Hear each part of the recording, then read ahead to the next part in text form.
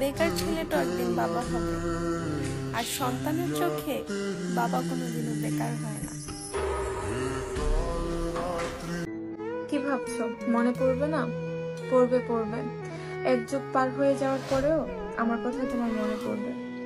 তখন অনেক আফসোস নিয়ে বলবে, আমার একটা বেহায়া ছিল, অনেক অবহেলার পরেও আমার কাছে ফিরে আসতে চাইতো। আমি শুনেছি মানুষটাকে সহজে কাঁদে না, সহজে ভেঙে পড়ে না। তাহলে আমার চোখে কেন এত সহজে পানি আসে? বারবার ভেঙে পড়ে কেন? কেন মনে হয় এই বুকে কিছু আটকে আছে? কেন বোবা কান্নায় আজ আর শান্তি আসে না? মানুষ কিন্তু আমি একটাই, তবে ব্যক্তিগতভাবে আমার চরিত্রগুলো আলাদা আলাদা।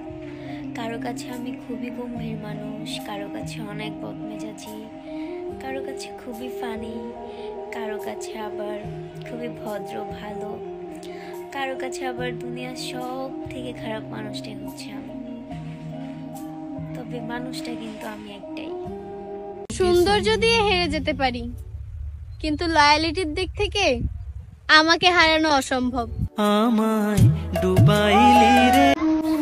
বাবার পরে স্বামী একমাত্র ব্যক্তি যে 500 টাকার শার্ট পরে স্ত্রীকে 5000 টাকার শাড়ি কিনে দেওয়ার ক্ষমতা রাখে।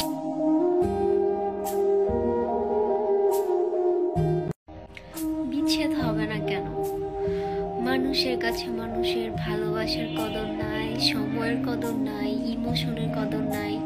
কদর আছে শুধু রাগ, জেদ, ইগো, সৌন্দর্য, এইসবের। মানুষ এখন ধরে রাখার চাইতে ছেড়ে দেওয়া বেশি পছন্দ করে। তারা তাদের রাগ আর জেদের প্রতিযোগিতা করে।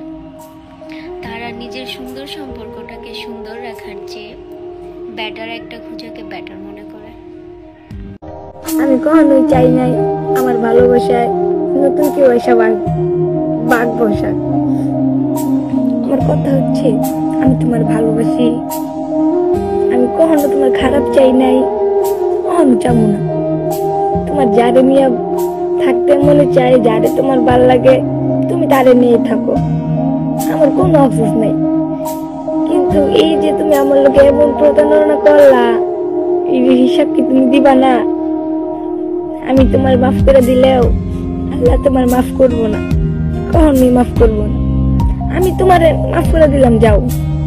আমার তোমার উপর কোনো অভিযোগ নাই, আমার তোমার উপর কোনো অভিযোগ নাই, কোনো কিছু নাই। যে আমি তোমার পাইলাম না, আমার কোনো আফসোস নাই। তুমি যার নিয়ে ভালো থাকবা, মনে হয় ভালো থাকতে পারবা, তার কাছেই যাও। শূন্যতার শহরে পূর্ণতা নেই, আমার মনে তুমি থাকলেও তোমার মনে আমি নেই। কেমন জানি হয়ে গেলাম, না তোমায় পেলাম না অন্য কারো হতে পারলাম। আমি তোমাকে চাইতে চাইতেই বরবাদ হয়ে গেলাম। একটা কথা বলি তোমাদের, হ্যাঁ, রিপ্লাই দিবা কিন্তু। তোমরা কি কখনো কারো মায়ায় পড়ছো? যদি পড়ে থাকো কমেন্টে জানাই দিয়ে যাও। আমি পড়ছি, একটা মানুষের মায়ে বহুবার পড়ছি। ফুল সুন্দর ঠিক আছে, কিন্তু তার থেকেও বেশি সুন্দর কে জানেন? আমার বেস্ট ফ্রেন্ড আমার। যাদের বেস্ট ফ্রেন্ড ফুলের থেকেও বেশি সুন্দর, তারা এক্ষুনি একটা মেনশন দিয়ে যান তার ফ্রেন্ডকে। আমি আবারও কারো প্রেমে পড়তে চাই, এই মনে আবারও রং লাগাইতে চাই। অতীতের সব দুঃখ কষ্ট ভুলে গেছি, আমি আবারও কারো প্রেমে পড়তে চাই।